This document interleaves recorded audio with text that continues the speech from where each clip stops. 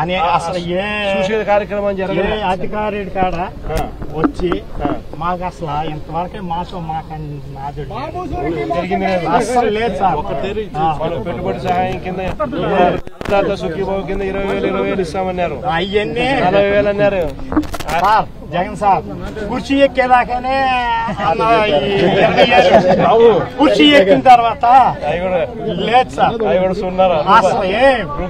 అసలు రూపాయి రాలా సార్.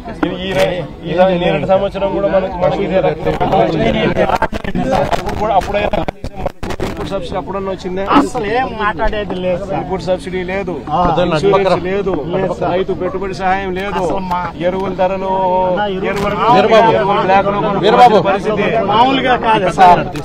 మీ ప్రభుత్వంలో మీ నాన్నగారు అయ్యంలో ఏ రైతు కాడ చల్లగా ఉండాలంటే జగన్ గారు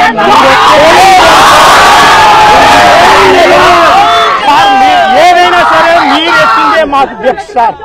ఇవాళ ఈ గవర్నమెంట్ అసలు ఇంతవరకే వచ్చి ఎట్టున్నారు ఏంటి ఏమైపోయారు అన్నది పడిపోయి రాయాలి కదా, రాయాలి కదా సార్. అదేమనంటే సార్